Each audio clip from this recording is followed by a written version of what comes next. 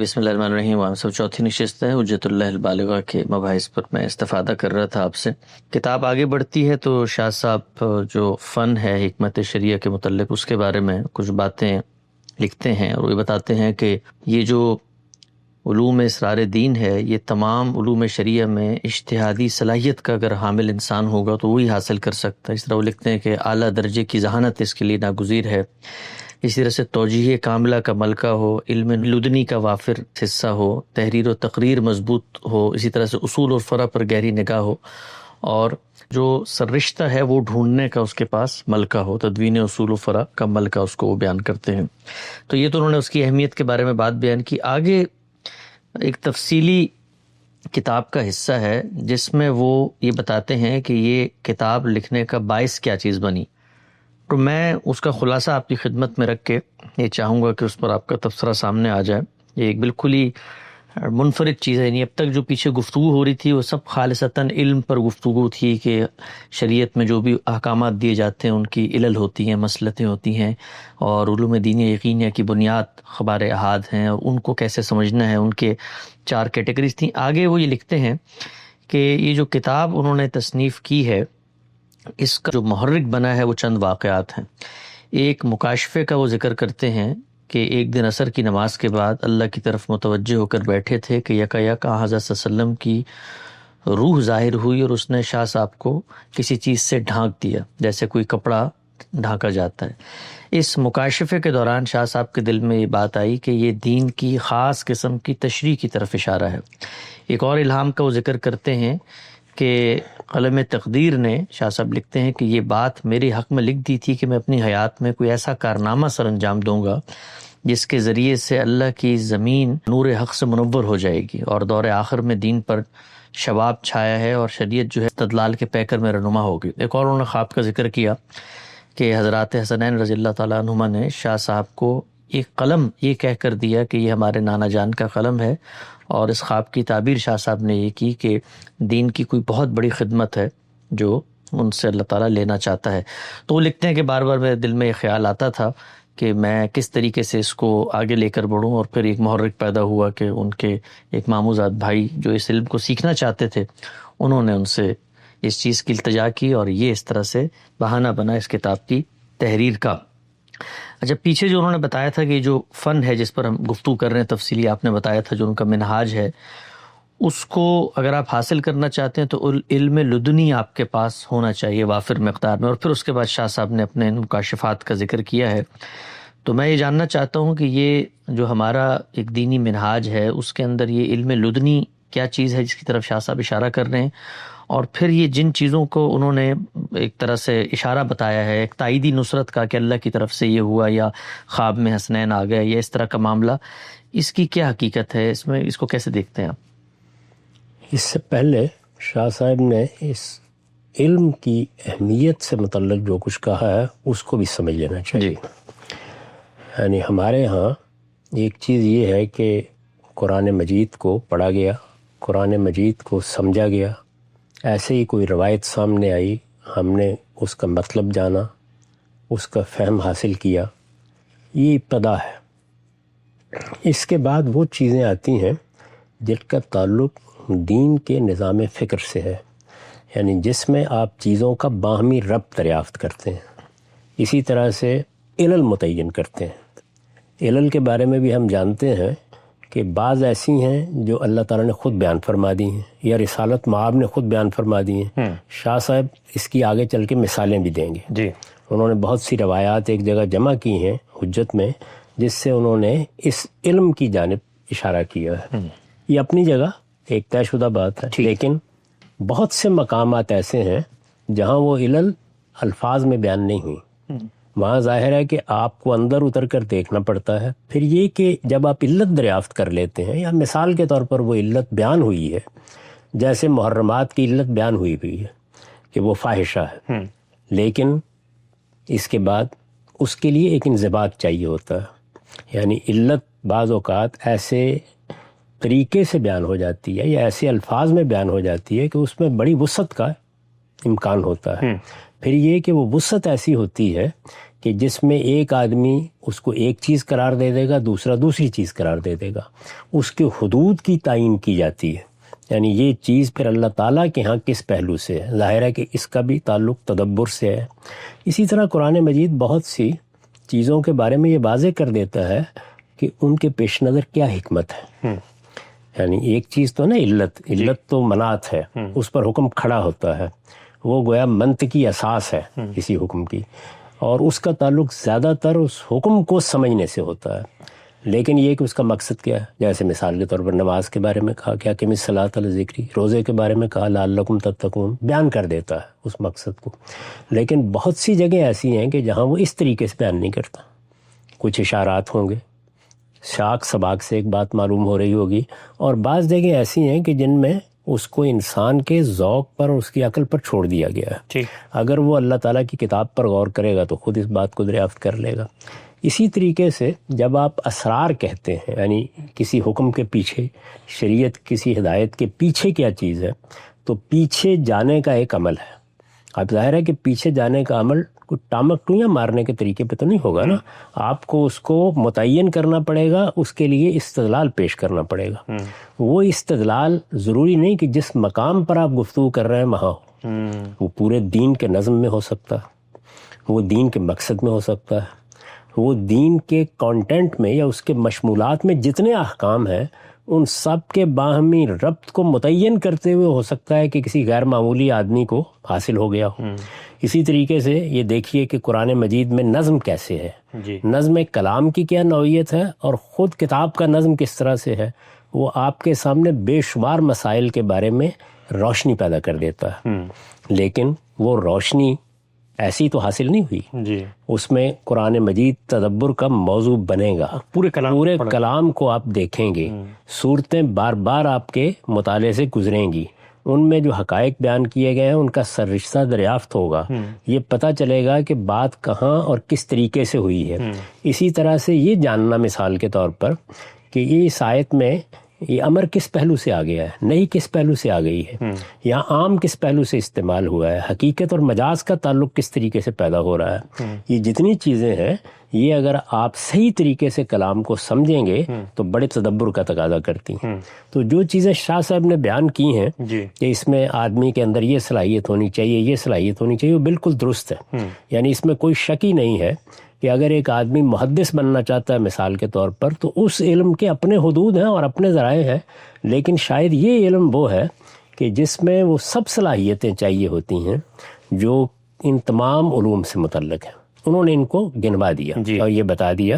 اس پہلو سے ان کی بات بالکل درست ہے۔ یعنی اگر کوئی آدمی اس طرح کی کتاب لکھنا چاہتا ہے جیسی کتاب حجت ہے، اور وہ یہ کہتا ہے کہ میں یہ بتاؤں گا یا میں یہ سمجھانے کی کوشش کروں گا کہ دین کے مجموعی نظام میں کیا حکمت ہے، اس کے انفرادی احکام میں کیا حکمت ہے، ان انفرادی احکام کا مجموعی نظام سے تعلق کس طریقے سے بنتا ہے، اگر میں یہ سمجھانا چاہوں گا تو کوئی شک نہیں ہے کہ اس کو اسی طرح کا ذہن ملنا چاہیے، اس کے اندر ایسی بصیرت ہونی چاہیے، اس کو اسی طریقے سے چیزوں کو سمجھنا چاہیے، اس کا علمی پس منظر بھی ایسا ہی ہونا چاہیے، اور اس کی نگاہ ان تمام علوم پر ہونی چاہیے جو اب تک دین کو سمجھنے سمجھانے میں وجود پذیر ہوئے ہیں، یعنی وہ روایات پر بھی نظر رکھتا ہو، اصول فقہ کو بھی جانتا ہو، فقہا نے جس طریقے سے ربط نظم پیدا کیا ہے اس پر بھی اس کی نگاہ ہو، اسی طرح سے اہل تفسیر کس طریقے سے آیتوں کو دیکھتے رہے ہیں یا شارحین کس طریقے سے بعض روایتوں کو دیکھتے رہے ہیں، اس پر اس کی نگاہ ہونی چاہیے۔ تو ایک ہے علم کی وسعت، اس کو وہ بیان کر رہے ہیں، ایک ہے علم کی گہرائی، یعنی اس کے اندر اتر رہے ہیں، اور اس میں کچھ چیزیں تو ایسی ہیں جو محنت سے حاصل ہو سکتی ہیں، کچھ صلاحیتیں اور کچھ صلاحیتیں اللہ تعالیٰ دیتا ہے۔ میں نے اس سے پہلے عرض کیا تھا کہ اللہ تعالیٰ جب کسی کو پیغمبری کے منصب پہ فائز کرتا ہے تو خود بتاتا ہے کہ میں نے اس کو علم و حکمت سے نواز دیا۔ وہ علم و حکمت جو پیغمبر کو ملتا ہے، خیر اس کا تو کسی سے تقابل نہیں ہے، لیکن اس کے بعد جو بڑے علماء پیدا ہوئے ہیں ان کو بھی جب ہم پڑھتے ہیں تو یہ معلوم ہوتا ہے کہ اللہ تعالیٰ کی خصوصی عنایت ہوئی ہے، اور یہ معاملہ صرف دین کے علم کے ساتھ نہیں ہے، باقی علوم کا معاملہ بھی یہی ہے۔ وہ لوگ جنہوں نے سائنس میں کمالات دکھائے ہیں، وہ لوگ جنہوں نے فلسفے میں کمالات دکھائے ہیں، وہ لوگ جنہوں نے باقی علوم میں کوئی غیر معمولی نقطہ نظر اختیار کیا، ان سب کو پڑھنے کے بعد یہ اندازہ ہوتا ہے کہ ایک بڑی غیر معمولی صلاحیت ہے جو اللہ تعالیٰ بعض لوگوں کو دے دیتا ہے۔ یہ غیر معمولی صلاحیت ملنا یہ کوئی ایسی نادر چیز نہیں ہے، دنیا میں اللہ تعالیٰ نے یہ تفاوت رکھا ہے، تو انہوں نے اس کی جانب بھی اشارہ کیا ہے کہ اس طرح کی صلاحیت بھی اس کے اندر ہونی چاہیے۔ اسے خود اپنا جائزہ لینا چاہیے کہ وہ جو چیز کرنے جا رہا ہے وہ اتنی سی چیز نہیں ہے کہ اس نے ایک آیت پڑھنی ہے اور اس کا مطلب بیان کر دینا ہے، وہ اتنی سی چیز بھی نہیں ہے کہ ایک روایت ہے، اس روایت کے بارے میں اس نے بتا دینا ہے یہ صحیح ہے، یہ حسن ہے، یہ موزل ہے، یہ مرسل ہے۔ یہ اتنا معاملہ بھی نہیں ہے، یہ اتنا معاملہ بھی نہیں ہے کہ لغت میں لفظ کے معنی دیکھ لیے جائیں اور نحو میں اس کی تعریف طے کر لی جائے۔ یہ اس سے بہت آگے کی چیز ہے، یعنی اس میں در حقیقت پورے دین پر ایک اور ہی طرح کی نظر اور ایک اور ہی طرح کا ریاض ہونا چاہیے۔ وہ جس عمر میں اس کو لکھ رہے ہیں ظاہر ہے اس میں ان کا اپنا پس منظر یہ بن چکا ہے، یعنی جن صلاحیتوں کا اور جس طرح کی وسعت معلومات کا انہوں نے یہاں ذکر کیا ہے، ہر آدمی جو ان کو جانتا ہے یا جس نے ان کی کتابیں پڑھی ہیں وہ اس کی گواہی دے گا کہ یہ در حقیقت وہ اپنے وجود کا بیان کر رہے ہیں۔ اچھا، یعنی ان سے بہتر کون جانتا ہے اس کو کہ کیا صلاحیتیں میرے اندر موجود ہے، میں کیا چیزیں پڑھ چکا ہوں، کن چیزوں تک میری نگاہ ہے، میری وسعت مطالعہ میں کیا چیزیں آتی ہیں، میں نے علوم کے بارے میں کیا مراحل طے کیے ہیں، زندگی کے مختلف مراحل سے گزرتے ہوئے میں کن کن وادیوں میں گیا ہوں، اس سے وہ واقف ہے۔ تو ظاہر ہے کہ وہ اس کو سامنے رکھ کر یہ کہہ رہے ہیں کہ یہ علم کوئی معمولی علم نہیں ہے، اس کے اندر جو گہرائی ہے اور جو گہرائی ہے اس تک جانے کے لیے یہ چیزیں چاہیے۔ اسی ذیل میں وہ علم لدنی کا ذکر کرتے ہیں۔ جی، یہ اصل میں ہمارے ہاں اصطلاح بنی ہے واقعہ خضر سے۔ اس میں چونکہ یہ الفاظ آئے ہیں نا کہ ہم نے اس کو عطا کیا تھا من لدنا علما، تو اس سے یہ تعبیر بنا دی گئی ہے۔ من لدنا علما میں ظاہر ہے یہ بیان کیا گیا ہے کہ یہ وہ عام علم نہیں ہے جو کسی بھی شخص کو حاصل ہو سکتا ہے۔ قرآن مجید نے وہاں یہ تعبیر اس معنی میں اختیار کی، ہماری جانب سے ہے۔ میں نے اس سے پہلے عرض کیا کہ اسی نوعیت کا علم سب پیغمبروں کو ملتا ہے، اسی طریقے سے جو غیر معمولی صلاحیتیں ملتی ہیں وہ اللہ تعالیٰ کی طرف سے ملتی ہیں۔ ان میں سے بہت سی چیزیں ایسی ہیں جن کا اکتساب ہو ہی نہیں سکتا۔ اسی وجہ سے بہت سے لوگ جو بہت محنتی ہوتے ہیں، بہت کام کرتے ہیں، لیکن وہ ان چیزوں کو دریافت نہیں کر پاتے جو مثال کے طور پر سائنس میں ہم نیوٹن آئنسٹائن کے ہاں دیکھتے ہیں، یا ہم فلسفے میں مثال کے طور پر ارسطو، سقراط، افلاطون کے ہاں دیکھتے ہیں، یا ہیگل اور کانٹ کے ہاں دیکھتے ہیں۔ تو یہ وہ چیزیں ہیں کہ جن کے بارے میں ہم عمومی مشاہدے میں بھی اسی نتیجے تک پہنچتے ہیں، یعنی یہ واضح ہو جاتا ہے کہ اللہ تعالیٰ نے انسانوں کے درمیان صلاحیتوں کا ایک خاص تفاوت رکھا ہے، اس تفاوت کا ظہور ہوتا ہے۔ تو یہاں تک بات میں کوئی خاص ایسا پہلو نہیں ہے، لیکن اس کے بعد پھر ایک آگے مرحلہ ہے۔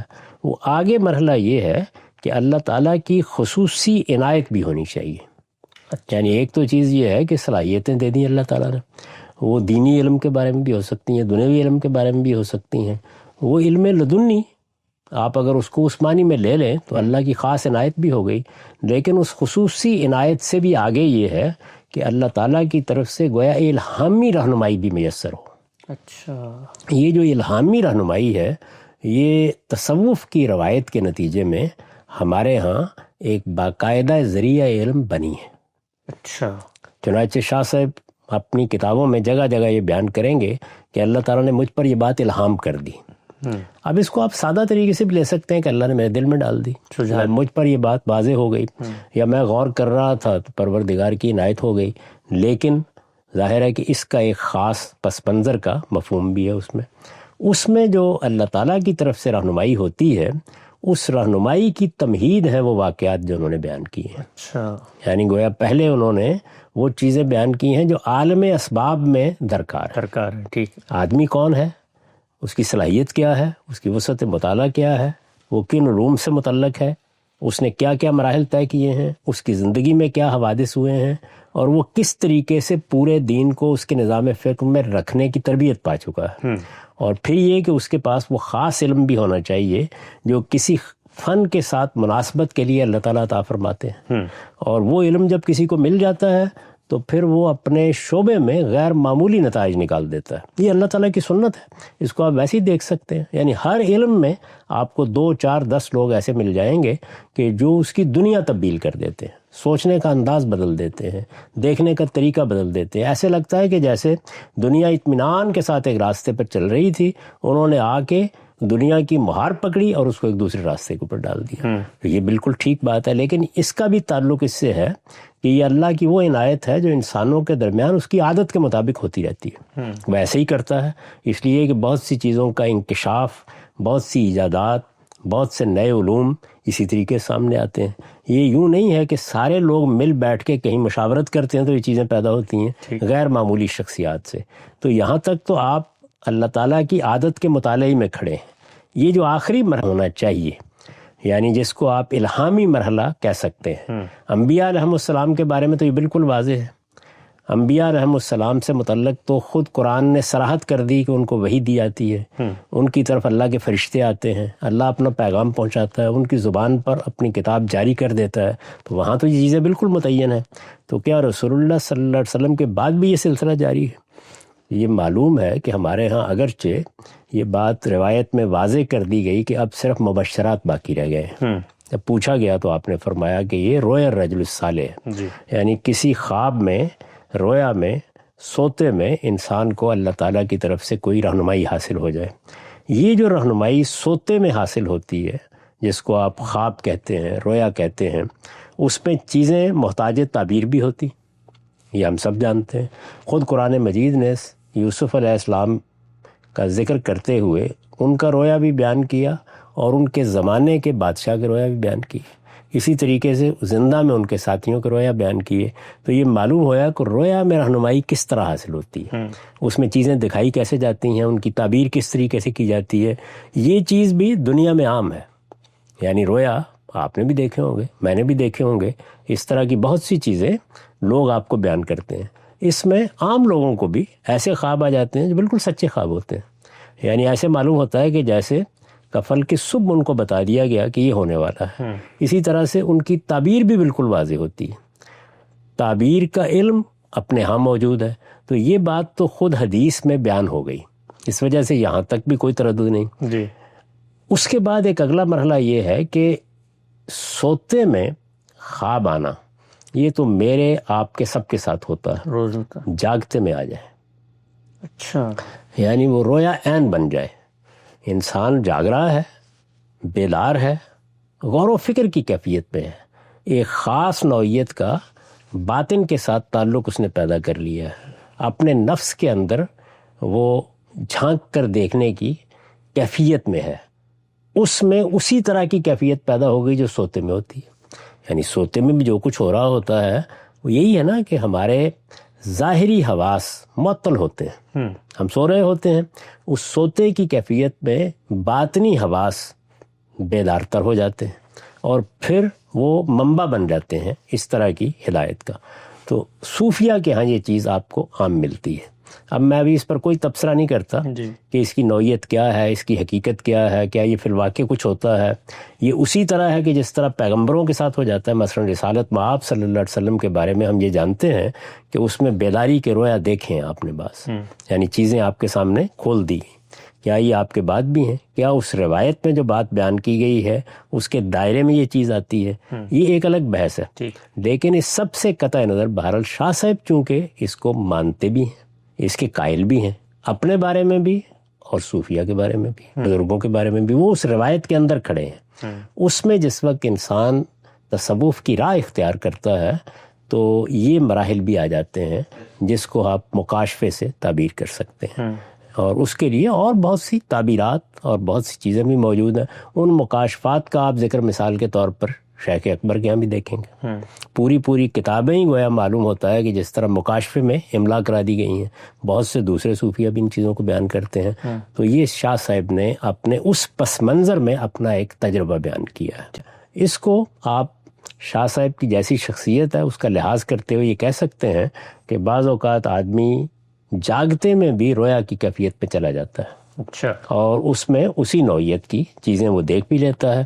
ان کی تعبیریں بھی ہو سکتی ہیں اور وہ بیانیں ہی اسی طریقے سے واقعہ کے طور پر پیش بھی آ سکتی ہیں. یعنی جس طرح کے حالات سے ہمارا نفس حالت نوم میں گزرتا ہے، حالت منام میں گزرتا ہے، اسی طرح کی کیفیات اگر ایک خاص طرح کے مراقبوں کی آدمی کو عادت ہو، وہ اپنے نفس سے ربط پیدا کرتا ہو، اس طرح دنیا میں چیزوں سے اپنے آپ کو الگ کر کے ارتکاز توجہ کا عادی ہو گیا ہو، یا اس کی مشق اس نے کر ڈالی ہو، اور مراقبات کے نتیجے میں ایک خاص طریقے کی کیفیت میں وہ بیٹھے ہوئے نماز پڑھتے ہوئے بھی چلا جاتا ہو، تو وہی صورتحال پیدا ہو جاتی ہے جو سوتے میں ہوتی ہے. یا آپ اس کی ایک سائنسی یا اس کی ایک مادی توجیہ بھی کر سکتے ہیں، یا اپنے احوال پر بھی اس کو قیاس کر سکتے ہیں اس طریقے سے. اور یہ بھی کہہ سکتے ہیں کہ اس طرح کے موقعوں پہ انسان اصل میں اپنے ہی خیالات پڑھنا شروع کر دیتا ہے اور ایک خاص طرح کے وہم میں مبتلا ہو جاتا ہے. یہ سب تبصرے کیے جا سکتے ہیں. میرا رجحان کہ آپ جانتے ہیں اس معاملے میں بالکل متعین ہے، اور وہ یہ کہ جتنی بات رسالت مآب صلی اللہ علیہ وسلم نے فرمائی ہے اس سے نہ ایک قدم کوئی آگے جا سکتا ہے نہ ایک قدم پیچھے ہٹ سکتا ہے. وہ اتنی ہی بات ہے جب آپ نے یہ فرمایا کہ لم یبق من النبوۃ الا المبشرات، نبوت اپنی حقیقت میں ختم ہو گئی ہے، اب اگر کوئی چیز باقی رہ گئی ہے تو وہ مبشرات ہیں. لوگوں نے پوچھا، صحابہ کرام نے دریافت کیا کہ مبشرات سے کیا مراد ہے؟ آپ نے فرمایا رویا الرجل الصالح. اب ظاہر ہے کہ رویا کا اطلاق عربیت کی روح سے اسی کیفیت پر ہوتا ہے جس سے ہم سوتے میں گزرتے ہیں. تو بس زیادہ سے زیادہ وہی بات کہی جا سکتی ہے کہ اگر آدمی جاگتے میں سوتے کی کیفیت کے مراقبات کر کر کے یہ مشق کر چکا ہو کہ وہ بیداری میں سو جائے تو یہ ممکن ہے کہ اس میں بھی رویا دیکھ لیں. سبحان اللہ. چلو صاحب، یہ بہت ہی اہم آپ نے نقطے کی طرف توجہ دلائی ہے. اچھا، یہ ایک دو ضمنی سوالات ہیں، پھر اس بحث کا یہاں پہ خاتمہ کرتے ہیں. ایک چیز تو یہ ہے کہ یہ جنہوں نے شریعت کے اسرار و رموز کا یہ جو فن بتایا ہے کہ اتنا دقیق ہے، اتنا البیلہ ہے کہ اس کے لیے آپ کو بہت مہارت، دسترس، قدرت ملکہ چاہیے ہے، اور یہ ایسا نہیں ہے کہ کوئی ایک علم کا ماہر اٹھے اور یہ کام کر لے. اس کی ایک پوری کی پوری نگاہ ہونی چاہیے علوم کی تاریخ پر بھی، اور پھر اس کے اندر مجتہدانہ بصیرت اور صلاحیت بھی ہونی چاہیے. اس کے ساتھ ساتھ انہوں نے علم لدنی کا ذکر بھی کیا. اس کو اسی مفہوم میں آپ لے لیں کہ اللہ کی عنایت اس کے ساتھ شامل ہو. اور پھر جو تصوف نے اس کا ایک مفہوم پیدا کیا، یہ جو آگے خود انہوں نے اپنے مراقبات یا مکاشفات یا الہامات جو ان کو ہوئے اس کا انہوں نے ذکر کیا. میں صرف اس کو مقابل میں رکھ کے اس سے تنقید سے ماورا سمجھنا چاہتا ہوں، صرف آپ سے ایک تاریخی حقیقت کے طور پہ. کیا اللہ تعالیٰ کے پیغمبر کے جو صحابہ کرام تھے ان کی جو تاریخ آپ کے سامنے آتی ہے، ظاہری بات ہے انہوں نے بھی ابتداً دین پر غور و فکر کیا. وہ اس طرح کے علوم و فنون کی ترتیب کے پس منظر میں گرچہ نہیں ہوئے، لیکن ان کے اندر بھی اہل علم علماء موجود تھے. تو ان میں عبادلہ ثلاثہ ہمارے سامنے آتے ہیں، ان کے اندر ان کے اجتہادات نقل ہوئے ہیں، تابعین ان کے شاگرد ان سے سیکھتے رہے ہیں، اور بڑی گہری باتیں ہیں خود دین کے فہم کی اور اجتہاد کی. تو اس تاریخ میں کوئی آپ کو کوئی نظائر ملتے ہیں اس طرح کے کہ ان کے ساتھ بھی اس طرح کے کوئی واقعات یا علم لدنی کا ظہور، یا کیونکہ وہ تو رسالت صلی اللہ علیہ وسلم کے سب سے قریب بھی تھے، ان کا ساتھ بھی رہا، خود دیکھا ہوا براہ راست مشاہدے میں رہی ایک شخصیت، وہاں اس تاریخ میں کوئی ہمیں کچھ چیز ملتی ہے اس طرح کی؟ یعنی رویا کا ذکر تو وہاں ہی ملتا ہے. صحابہ کرام کے ہاں بھی اس طرح کے رویا مذکور ہیں، تابعین کے ہاں بھی اس طرح کے رویا مذکور ہیں، اور چند مثالیں پیش کی جا سکتی ہیں جس میں بعض اوقات بیداری میں ایک کیفیت طاری ہو گئی اور کسی نے بیان کیا. تابعین کے حالات میں اس طرح کی بعض چیزیں مل جاتی ہیں، لیکن وہ اس طرح کی نہیں ہیں جیسے آپ کو مثال کے طور پر شیخ اکبر کے اپنی کتابوں کے مقدمات میں ملتی ہیں، یا جیسے شاہ ولی اللہ نے اس کو بیان کیا ہے، جیسے فیوز الحرمین میں بعض واقعات آپ دیکھیں گے جس طریقے سے بیان کیے گئے ہیں. اس طرح کی کوئی چیز صحابہ کرام کے ہاں ہم کو نہیں ملتی. اچھا، اسی لیے میں نے آپ سے عرض کیا کہ جو پہلی چیزیں ہیں وہ تو اللہ تعالیٰ کا جو قانون کار فرما ہے اس کی روح سے ہم روز ان کا مشاہدہ کرتے ہیں. یعنی ایک آدمی کسی چیز کو جاننا چاہے گا، اس کو چاہیے کہ اس میں وسعت پیدا کرے، وہ معلومات حاصل کرے، وہ اس کے لیے ضروری صلاحیت پیدا کرے. اس کے اندر غیر معمولی صلاحیتیں ہوں گی تو کچھ غیر معمولی نوعیت کے انکشافات بھی ہوں گے. اس سے آگے یہ کہ اللہ تعالیٰ بعض لوگوں کو منتخب کر لیتا ہے کہ ان کو وہ خصوصی علم عطا کرتا ہے. وہ کوئی محسوس چیز نہیں ہوتی، بلکہ ہماری طرح کے لوگ ہوتے ہیں. جس طرح ان کی صلاحیتوں کا تفاوت ہے، اس کے لحاظ سے کسی کو شعر و سخن کی غیر معمولی صلاحیت دے دی ہے، کوئی اس مادی کائنات کے اندر اتر کر اس کے قوانین دریافت کر لیتا ہے. اسی طریقے سے کچھ لوگ نفس سے متعلق ہو جاتے ہیں. وہاں تک بھی معاملات بالکل ٹھیک ہے. ملکات کا ظہور، ظاہر ہے کہ انسان کو بہت سے ملکات عطا ہوئے ہیں، وہ بھی ایک بالکل عام بات ہے. یہ جو لدنی علم ہے، میں نے آپ سے عرض کیا کہ یہ بھی وہ چیز ہے کہ جس کو اس دائرے میں رکھا جا سکتا ہے کہ بندے کے اوپر خاص عنایت ہوئی اور خاص چیزیں اس کے لیے کھل جاتی ہیں. بہت سے لوگ ہیں، مثال کے طور پر ابن تیمیہ ہے، مثال کے طور پر غزالی ہیں، مثال کے طور پر امام فرائی ہیں. ہم دیکھتے ہیں کہ ایسے لگتا ہے کہ جس طرح کوئی خصوصی عنایت ہے. یہ خصوصی عنایت بھی اسی طرح غیر محسوس ہوتی ہے. وہاں تک کوئی معاملہ نہیں ہے. جس وقت آپ اس اگلے مرحلے میں داخل ہوتے ہیں جہاں محسوس رہنمائی ہو رہی ہے، یعنی ایک ہے غیر محسوس طریقے سے ملکات کا ظہور ہو رہا ہے، صلاحیتوں کا ظہور ہو رہا ہے، اللہ تعالیٰ کی عنایتیں بھی ہو رہی ہیں. یہ اندازہ نہیں ہوتا لیکن بڑے بڑے راز کھل جاتے ہیں. انسان پڑھتا ہے، غور کرتا ہے، وہ چیزیں جو عام آدمی پر منکشف نہیں ہوتی وہ ہو جاتی ہیں. یہ سب اپنی جگہ بالکل ٹھیک ہے، ان میں سے کوئی چیز ایسی نہیں کہ جس کے اوپر آپ نقد کریں. یہ جو اگلا مرحلہ ہے اسی میں نے یہ عرض کیا ہے کہ رسالت مآب صلی اللہ علیہ وسلم نے اور صحابہ نے اس کی جو حد طے کر دی ہے، میں اس سے آگے دیکھنے کا قائل نہیں ہوں. اس وجہ سے میں ان کے بارے میں یہ نہیں کہوں گا کہ وہ کوئی غلط بات بیان کر رہے ہیں. یہ ان کا تجربہ ہے، انہوں نے بیان کر دیا. یہ کیفیت کیسے طاری ہوئی؟ ایسے بھی تو ہوتا ہے نا کہ بعض اوقات ہم بیٹھے بیٹھے اونگ جاتے ہیں، تو ممکن ہے کہ جس کو بیداری کا تجربہ سمجھا جا رہا ہو وہ بھی اسی نوعیت کا کوئی رویا ہو. لیکن جو حد رسالت مآب نے قائم کر دی ہے، یہ آپ جانتے ہیں کہ میرا ذوق یہ ہے کہ دین کے معاملے میں، خدا اور بندے کے تعلق کے معاملے میں اس سے ایک قدم بھی آگے نہیں رکھا جائے. بالکل. ہم سب یہ جو میسج تھا اس حصے پر میں استفادہ کر رہا تھا. انشاءاللہ مزید آگے بہت اہم بحثیں ہیں، اس پہ انشاءاللہ دوبارہ حاضر خدمت ہوں گا. اب تک آپ کے وقت کا بہت شکریہ.